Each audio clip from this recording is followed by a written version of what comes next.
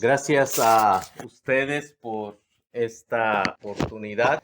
Creo que es muy importante para mí participar con ustedes en esta ocasión. Y bueno, pues yo no soy académico y pues me disculpo, veo que es un espacio de académicos, pero bueno, voy a tratar de compartir con ustedes algunas cosas que hemos aprendido en el camino y hemos reflexionado. Pues yo voy a hablar sobre el tópico del territorio maya en riesgo ante el embate del desarrollismo. He escuchado las ponencias que me han antecedido y me parece muy interesante y bueno, dentro de todo este comentario que se ha generado, las preguntas que se han dado, pues me parece importante que haya críticas relevantes y creo que eso es lo que nos enriquece, que en el debate se puedan construir esas propuestas que pueden servir para todos, para todas, principalmente en mi caso, para las comunidades, que es el espacio en donde yo vengo, en donde he conocido la vida y en donde estamos trabajando. Y bueno, una de las cuestiones que me parece fundamental es en relación a dos cosas importantes. Uno, me parece que esta información que se maneja a nivel de universidades, a nivel de academia, es muy lamentable que no se compartan en las comunidades y esto hace que haya gente con algunas manifestaciones me parece un tanto erróneas. Por ejemplo, se dice que los mayas están de acuerdo con el Tren Maya. Me parece que esto es un error increíble. Los mayas no están de acuerdo con el Tren Maya. Los mayas en las comunidades están manipuladas por un bombardeo de propaganda, están jaloneados por una fuerza política que se desprende desde el gobierno, están atrapados por unos programas engañosos, por unas becas, y si no somos capaces de mirar eso, entonces afirmamos cosas de esta naturaleza. Entonces es importante que veamos eso. Entonces, lamento que las universidades no tengan una comunicación directa con las comunidades para que puedan compartir estos conocimientos que son importantes, por un lado. Por otro lado, pues a veces trato de echar reversa con esto que digo, porque si hay confusión en las universidades, me da un poco de miedo que lleguen las comunidades y terminen de echar a perder lo que pensamos en los pueblos, ¿no? En fin, es complejo, es difícil, pero creo que estos espacios nos ayudan a ver dónde andamos. Estos espacios nos permiten conocer dónde caminamos, cuáles son nuestros rumbos y bueno, se han dicho tantas cosas de los pueblos indígenas, curiosamente porque hemos sido estudiados como objetos y no nos han considerado como sujetos y parte de la formación del conocimiento, de la construcción del conocimiento. Entonces aquí creo que una de las cosas fundamentales es que en el estudio que hacen las universidades y los académicos sobre los pueblos indígenas, que comiencen a considerarnos como sujetos también, como partes de este estudio, y no como estudiar el agua, como estudiar el árbol, estudiar el animal, o estudiar lo que metodológicamente siempre se hace, que lo que se estudia es un objeto y no es un sujeto. Yo creo que aquí, si se hace un estudio así, es prolongar la colonización, es fortalecer la colonización y terminan diciendo lo que creen que ven y lo ven desde un punto de vista. y siempre yo recuerdo lo que dice Leonardo Boff, que todo punto de vista no es más que la vista desde un solo punto, y es ahí donde están muchas veces los errores.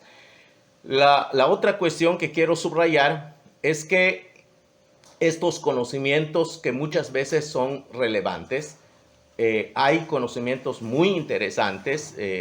Me parece que la primera ponencia que se hace sobre el agua, hay elementos y datos que me parecen fundamentales, que creo que se tienen que considerar con el tema del suelo kárstico, ¿no? El problema que tenemos aquí es que estos conocimientos no son reconocidos, no son valorados, no son considerados como un elemento fundamental en el momento de que las empresas o el Estado lanza un proyecto.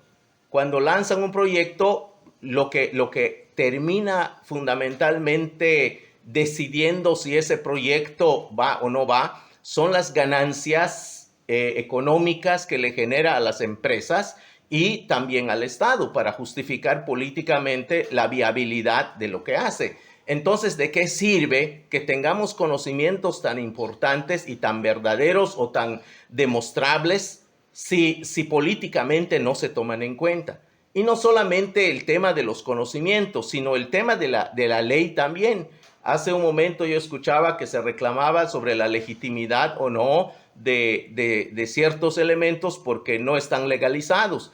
El tema es que me parece que la legitimidad es una cosa y la legalización es otra cosa. Sin embargo, sí creo que tenemos que empujar para que se legalicen estos aspectos. Pero además de estar legalizados, lo que hacen los gobiernos y las empresas es pasarse la legalidad por el arco del triunfo. Y eso es muy lamentable. Pongo un ejemplo. Sobre las granjas porcícolas de las que tanto se ha hablado, de 250 granjas que tenemos aquí en el estado de Yucatán, solamente 20 tienen estudios de manifiesto de impacto ambiental. Los demás están en la legalidad, pero ahí están operando. Entonces, es todo un tema lamentable lo que se ha venido dando en detrimento, en dolor, en sufrimiento, en violaciones a los pueblos indígenas, que somos quienes hemos terminado pagando casi todos los platos rotos, ¿no? En fin, es una situación lamentable. Entonces, yo quiero comenzar comentando aquí una cosa importante que tiene que ver con lo que nosotros llamamos el territorio maya. Yo soy integrante de una asamblea que le llamamos de defensores del territorio maya y sí hemos hecho escándalo en la prensa. No sé si no aparece, quienes averiguan sería bueno e interesante que se pueda mirar un poco la prensa en lo general, tanto en la prensa local como en la prensa nacional y también internacional. Si no, dense una paseadita en mi sitio web o en el sitio web de la asamblea para que se puedan dar cuenta de lo que estamos haciendo. Entonces, nosotros llamamos territorio maya a la península de Yucatán. ¿Y qué es lo que defendemos? Y no decimos que defendemos la tierra, sino defendemos el territorio. ¿Por qué? Pues porque el territorio es mucho más que la tierra.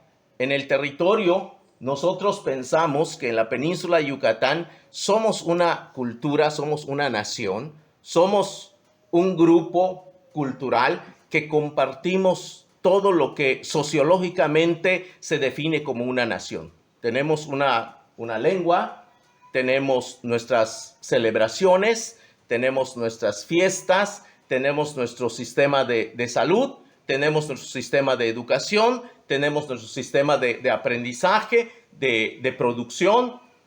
Y bueno, está todo en este cuerpo cultural o en este cuerpo físico y temporal y todo este espacio geográfico, pues cosas que compartimos, cosas que son comunes para nosotros. Entonces, cuando hablamos de defender el territorio y no la tierra, defendemos no solamente el agua que está ahí, defendemos no solamente los árboles y los animales o los pájaros o lo que llaman recursos naturales, sino defendemos también prácticas.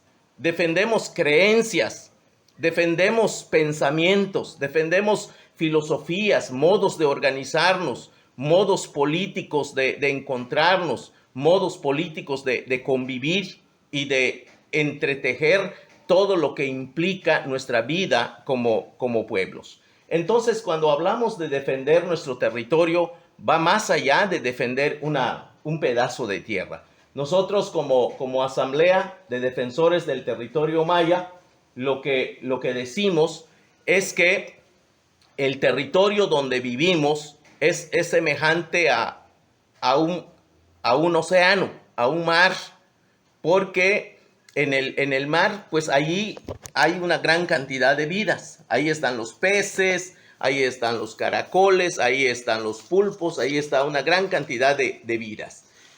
Y es muy grande, ¿verdad? Pero ahí están. Sin embargo, si lo hacemos pequeño, hacemos una pecera y ponemos allá peces y otros animalitos, a lo mejor lo que va a pasar es que si le hacemos un pequeño agujero a esta pecera y comienza a filtrar agua, aunque sea leve, poco a poco el agua va disminuyendo. Y en la medida que va disminuyendo, la vida de los peces que están allí también va disminuyendo. Entonces, lo que ha pasado con la península de Yucatán como territorio maya es que las empresas y el gobierno y las políticas públicas y el neoliberalismo, llámenle como quieran, le han hecho algunos agujeros y agujeros importantes. Y entonces se está filtrando y nos estamos quedando sin esa base en donde hacemos nuestra vida, donde creamos la vida, donde reproducimos la vida. Y al quedarnos sin esa base, entonces nos vamos muriendo. Es decir, en la pérdida del territorio perdemos también la vida. En ese sentido, cuando nosotros decimos que nuestro territorio debe ser respetado, si decimos que nosotros defendemos un territorio en donde está la luz del sol, en donde está el viento, en donde está la lluvia, en donde está el canto de los pájaros, el color de las flores, en donde están la noche, la oscuridad, donde están una serie de formas de vida. Si defendemos eso, existe la posibilidad de que la vida permanezca. Y la vida desde ese ángulo, desde ese espacio. Porque bueno, nosotros reconocemos que hay diferentes formas de vida. Y siempre comento esta anécdota de alguien de un profesor que está dando clases en una primaria y le pregunta a los niños de una escuela que está en un centro urbano, la ciudad, y les dice: niños, ¿de dónde viene el tomate? Y un niño se levanta rápido y dice: del supermercado. Pues eso es lo que conoce, eso es lo que ve.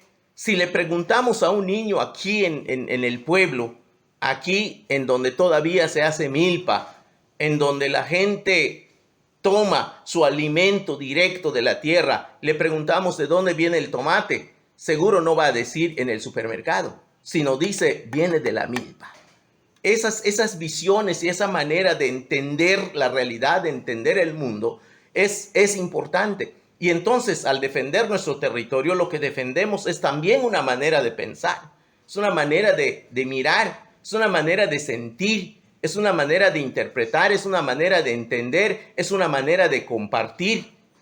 Y por qué no, es una manera de decirlo en un idioma que es rico igual que los otros idiomas y que lamentablemente está descalificado. Sin embargo, ahí estamos defendiéndolo porque sabemos que eso es defender un universo.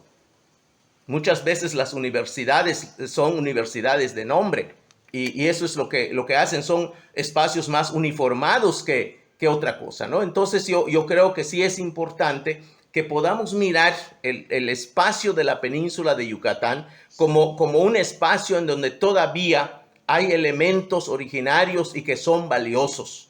Tampoco quiero decir románticamente: la cultura maya es lo más sano y es lo más interesante del mundo, tampoco. La cultura maya es como cualquier otra cultura. Tenemos nuestros aciertos y nuestros defectos, ¿no? Pero bueno, yo creo que si se acerca la gente o las otras personas con respeto, si se acercan con las ganas de saber y de conocer eso que llaman interculturalidad o intersubjetividad, como dicen los académicos, entonces yo creo que sería interesante que estos conocimientos se puedan compartir y esos valores sirvan para fortalecer la vida, no para el beneficio de unos, sino para el beneficio de la vida, no de mi vida, sino de la vida de todos.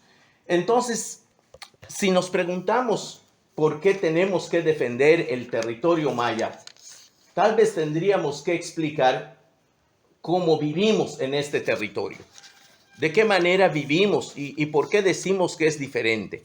Una de las cosas importantes que tenemos en el territorio es nuestra alimentación. Alguien me antecedió hablando de la alimentación. Me parece que la alimentación es fundamental en el pensamiento maya, en la práctica maya, en la vida de las comunidades mayas. El maíz es fundamental. Para nosotros el maíz es nuestra carne y se le echan una caminadita al Popol Vuh, se encontrarán que los mayas fuimos creados de maíz y ahí estamos. Entonces para nosotros el maíz en nuestro alimento es importante. Hace algunos años que yo daba clases en una preparatoria y una escuela que también tiene licenciaturas, hicieron una exposición por la licenciatura de nutrición y las maestras de nutrición estaban ofreciendo dietas para que se puedan enseñar y compartir en las comunidades. Me llamó la atención que las dietas estaban encabezadas por la manzana, por la uva, por la pera, por el durazno. Y yo dije, bueno, y aquí en este territorio no producimos nada para alimentarnos. Esto es tan ajeno y tan caro para nosotros. Como una familia indígena maya pues va a acceder a todo esto? Muchos pueblos prueban una uva hasta en diciembre, cuando algún jefe de familia se va a la ciudad de Mérida y compra ya medio kilito de uva y lo trae, y así llegamos a conocer la uva. Imagínense si lo tenemos como parte de nuestra alimentación cotidiana, ¿cuánto nos va a costar? Entonces, lo que hace muchas veces la escuela es recolonizarnos o neocolonizarnos o implementar otros modos de colonización. ¿Qué pasa con nuestro atolito? Con diferentes formas, hay por lo menos 15 modos de hacer atole de maíz aquí. ¿Y qué ha pasado con eso? Entonces, nosotros nos alimentamos con maíz porque es fundamental en nosotros. Pero bueno, el maíz no cae como maná del cielo. El maíz lo sembramos, el maíz lo cuidamos, el maíz lo cosechamos, el maíz lo protegemos con nuestras manos. Entonces, el campesino maya pues tiene el maíz fundamentalmente como parte de su alimentación. Y es curioso porque hace 30, 40, 50 años no se escuchaba que la gente tenía diabetes o sobrepeso o porque comía grasa o no. ¿Qué ha pasado entonces? Que hoy la cocina maya está llena de otras cosas. Es la espaguetización de la cocina, es la chinización de la cocina, es la pisitación de la cocina, en fin, todos los alimentos extraños que hay en el mundo y que son eso que llaman a veces comida rápida. Peor todavía, venden plástico que llaman sopa nisi, maruchay, no sé cómo le llaman a esa vacilada. El tema es que nos comienzan a dar plástico para comer y nos colonizan, ¿no? Entonces, nosotros que estamos acostumbrados a convivir con el maíz, a ser hombres, mujeres y niños de maíz, es imposible que nuestro corazón no sonría cuando veamos cómo el maíz está floreciendo, está espigando y está polinizando esas pequeñas mazorcas que van naciendo del regazo de su madre con sus cabellos blancos, jugando al corro con el viento y escuchando el canto de los pájaros. ¿Cómo no alegrarnos frente a eso? Eso es lo que no podemos dejar, no podemos renunciar a eso. Eso es lo que defendemos y el Tren Maya no va a entender eso y Fonatur menos. Y esos tipos que cobran por corromperse en esos espacios, porque esos son unos corruptos, eso es lo que no entienden y por eso están dispuestos a acabar con nuestra cultura. ¿Qué es lo que defendemos? Pues eso. Otra cosa que defendemos al decir que defendemos nuestro territorio es esa tranquilidad hoy relativa que vivimos en las comunidades, sin la violencia de la inseguridad, como pasa en Cancún, por ejemplo. Nuestros pueblos tienen un nivel de vida comunitaria en donde todos nos conocemos, en donde nos regalamos comida entre vecinos, entre hermanos, entre gente de la comunidad. Y entonces podemos dejar en la puerta de la casa nuestro caballo, nuestra bicicleta, puede andar nuestro cochino allá en las calles, puede estar las gallinas comiendo de un patio a otro patio y no pasa nada. Curiosamente, cuando nos llega la civilización y el desarrollo, se roban todo. Entonces es cuando decimos, pues el desarrollo y la civilización, yo no sé si tiene que ver con la delincuencia o la delincuencia organizada. Entonces llegan los partidos políticos, llegan las religiones, llegan las escuelas, llegan los medios de comunicación y nos dicen hay que incorporar al indio, hay que civilizar al indio porque este indio no sabe nada. En fin, toda una serie de situaciones y que en resumidas cuentas se convierten en una violencia y en una inseguridad. Hoy las avionetas llenas de droga van cayéndose en los pueblos. Hoy llegan grupos armados y balacean a la gente. Hoy corre la droga de aquí para allá y los feminicidios están a la orden del día, la desaparición de niños, los secuestros, toda una serie de escándalos que antes no veíamos.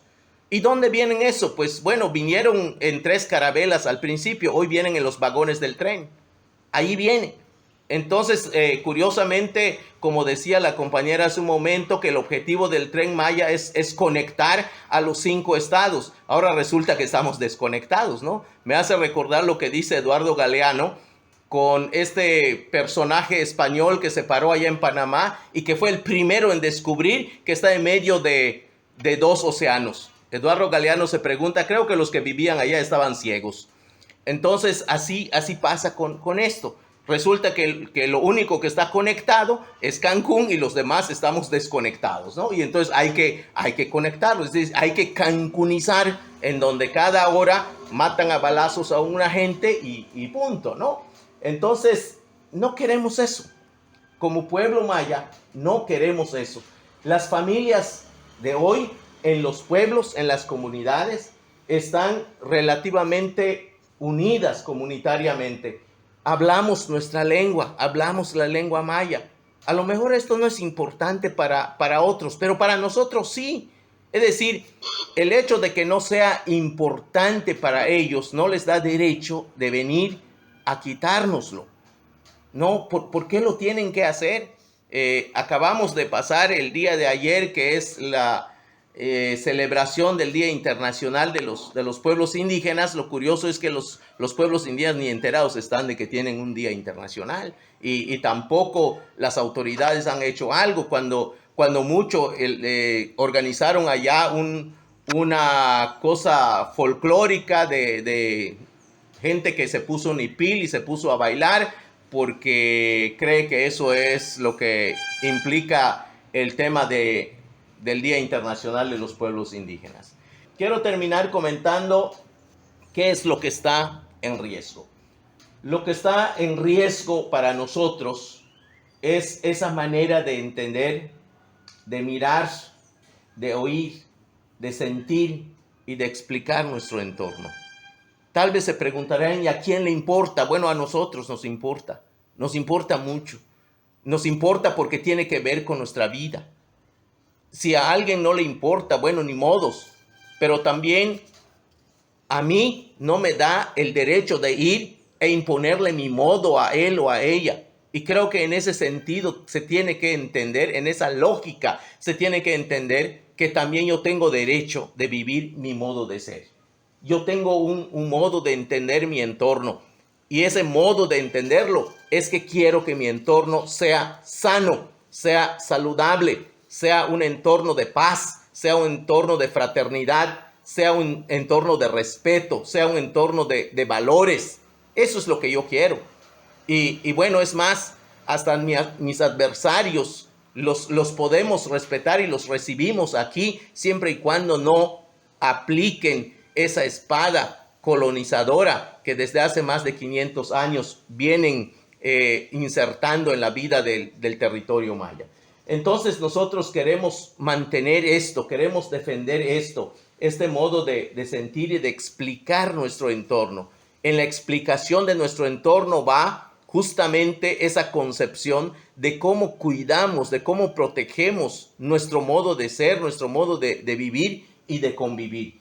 También lo que está en riesgo es este modo de alimentarnos. Este modo de alimentarnos es fundamental.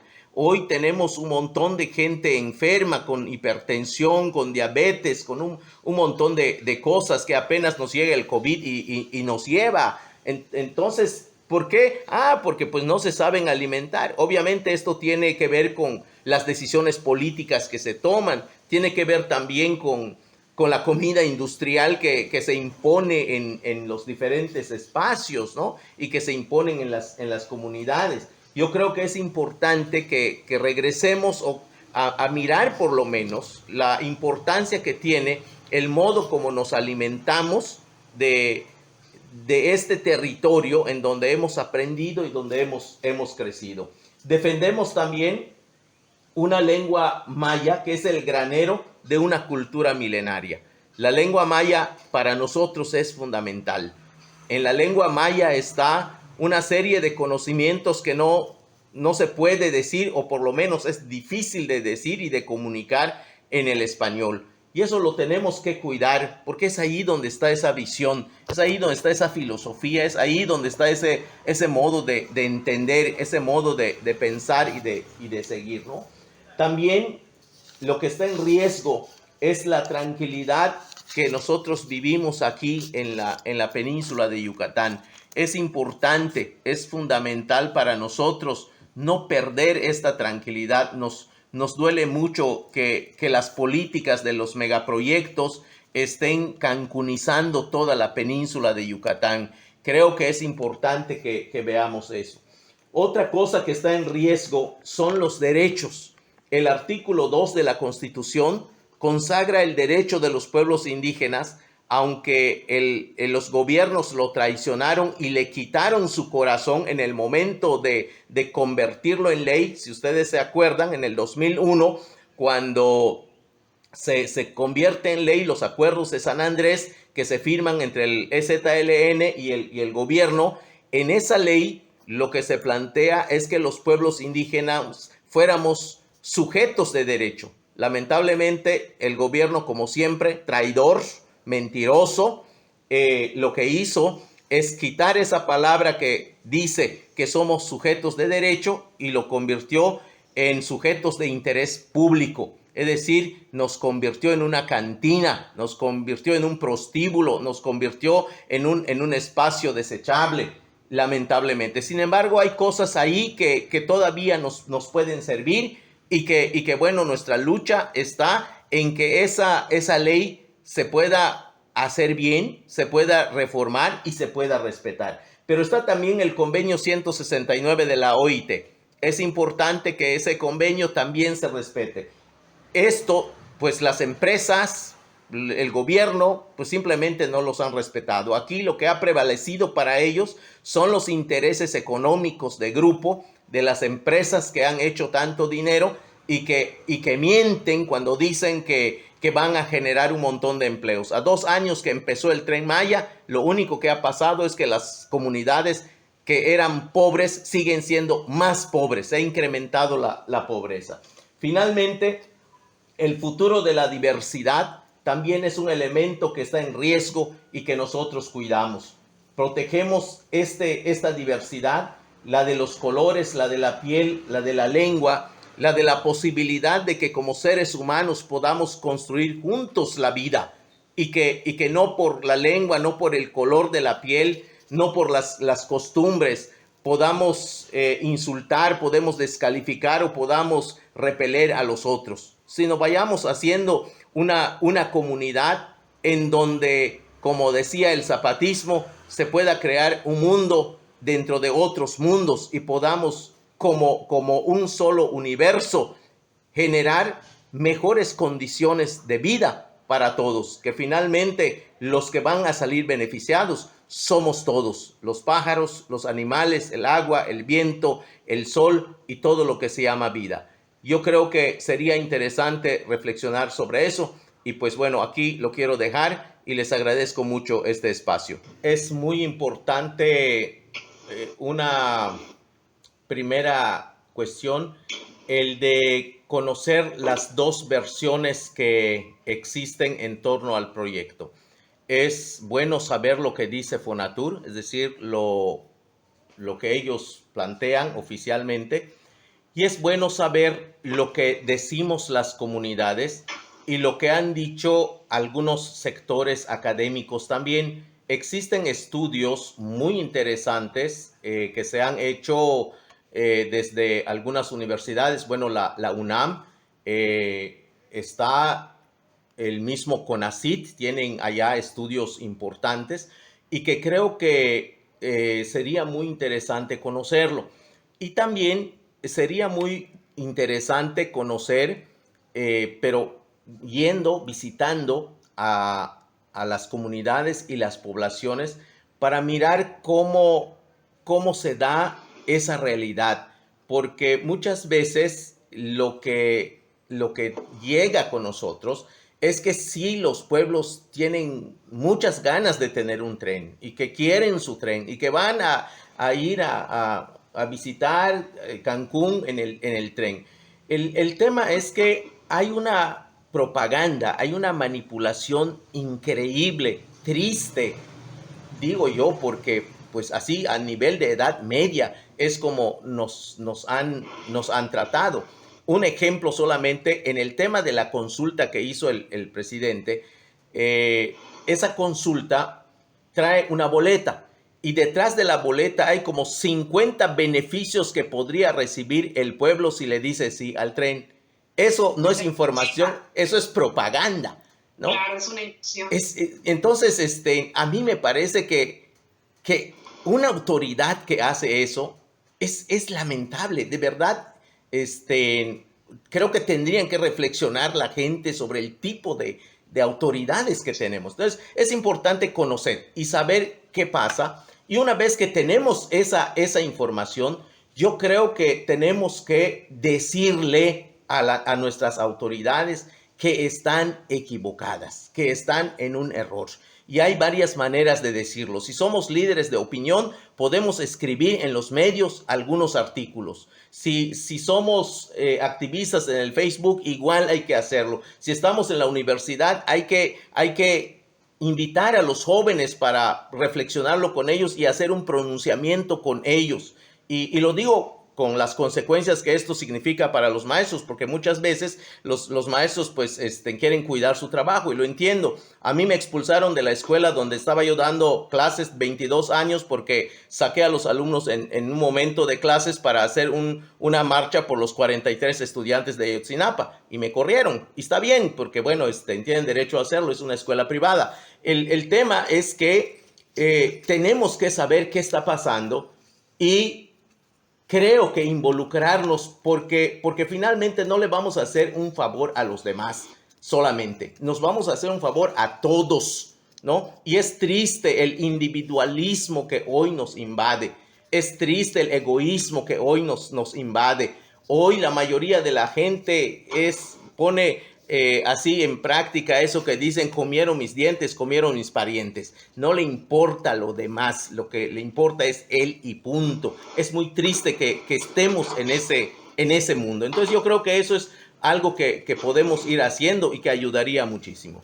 La situación es que les dijeron que iban a tener mucho empleo. Los empleos no están. Los empleos se lo dieron a los sindicatos y los sindicatos tienen su propia gente.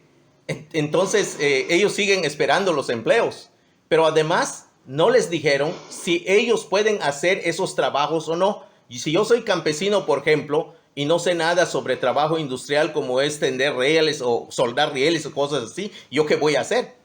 Entonces no existen los empleos. Eso fue de verdad una vacilada. Pero ya le quitaron su tierra. Entonces, ¿dónde va a ir a sembrar?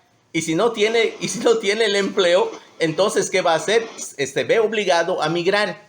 Y si migra a la ciudad y no habla bien el español y no tiene conocimientos que se necesitan para un empleo en la ciudad, entonces comienza a tener mayores problemas. Regresa a su pueblo y entonces ahí se arrincona. Entonces se va, bueno, el Coneval acaba de sacar una cifra vergonzosa de cómo se incrementó la pobreza en Yucatán. Justamente el artículo de Volpinic ayer y en los diarios La Jornada muestran el porcentaje de pobreza que se elevó el año pasado. Ahí están los datos. Sí, totalmente. El territorio está hoy invadido por la Guardia Nacional. Y no lo extrañamos porque ya se dijo oficialmente que finalmente el tren va a ser operado y va a beneficiar al ejército. Entonces, a día de hoy, lo que se dice es que hay una presencia fuerte del crimen organizado, del narcotráfico, y que por eso es necesario militarizar esa zona. La verdad es que ya no sabemos quién es quién. No sabemos si los narcotraficantes son los del uniforme o viceversa. Entonces la situación está bastante complicada. Pero bueno, pues no nos queda de otra, es nuestro espacio y tenemos que batallar. Ahora sí, como dicen los abogados, suponiendo sin conceder que eso pase, creo que la primera cosa que tenemos que hacer es convocar en toda la península a las comunidades para que sean las comunidades quienes discutan qué tipo de desarrollo quieren, pensando en el término desarrollo, porque para nosotros es una palabra ajena y sobre todo las interpretaciones que les han dado lo hemos conocido como una palabra que nos da miedo. Cuando escuchamos desarrollo nos suena destrucción y eso es lo que ha pasado. El desarrollo llegó, talaron 1,500 hectáreas de selva. El desarrollo llegó y taparon los cenotes. El desarrollo llegó y echaron caca de cerdos en los cenotes. O sea, para nosotros ya el término desarrollo está terrible. Pero bueno, digamos que si queremos hacer un plan de vida, tendría que ser convocando a todas las comunidades de la península y, como es nuestra costumbre, hacer las asambleas necesarias comunitarias para que sean las mismas asambleas, las mismas comunidades, digan qué es lo que necesitan. Porque además, aunque somos una península, tenemos nuestras particularidades propias y nuestras necesidades, pues digamos, precisas. Y eso es lo que se tiene que discutir y se tendría que pensar en cómo hacerlas. Pongo un ejemplo. Hace como 8 años estaba yo trabajando en una especie de talleres con hermanas y hermanos de Quintana Roo, del poniente de Bacalar, y esos compañeros dijeron: necesitamos un hospital de segundo nivel. Eran 30 comunidades y comenzamos la gestión. ¿Y qué dijo el gobierno? No, ustedes están locos, no lo necesitan. Si ni en Chetumal hay hospitales así tan buenos como eso que quieren. ¿Qué les pasa a ustedes, indios? Y lo que hizo el gobierno, porque hubo una presión importante, es unas casitas que le llamaron, creo que dispensario médico, sin médico y sin medicinas. Solo le pusieron dispensario médico. En eso quedó. Entonces, cuando uno topa con esto, pues es difícil. Y como tú dices, el tema de nuestra lucha, a lo mejor no lo estamos pensando porque se va a resolver, sino por la inercia de que uno tiene que luchar por la vida. Por eso lo hace. porque si pensamos que esto lo voy a resolver porque estoy luchando, pues creo que uno dice, son vaciladas, esto no se va a componer, así que mejor me voy al verde ecologista a robar dinero. Entonces no se trata de eso, se trata de que la inercia de nuestra forma de vivir nos obliga a luchar por lo que hoy tenemos. Y si nos vamos a morir pronto, pues finalmente el destino que nos han preparado es la muerte. Ahora sí que lo único que tenemos que hacer es escoger entre una muerte y otra. Así como el cuento de las gallinas que dice Galeano también, ¿no? Es la situación. La democracia nuestra no da para preguntar si quieres la vida o la muerte. La democracia nuestra está entre qué tipo de muerte quieres llevar. ¿Quieres morirte de hambre o quieres morirte de un balazo? Esa es la opción que nos dan y esa es la decisión que nos hacen en las dichosas consultas y que bueno, a veces es bueno que no sean vinculantes.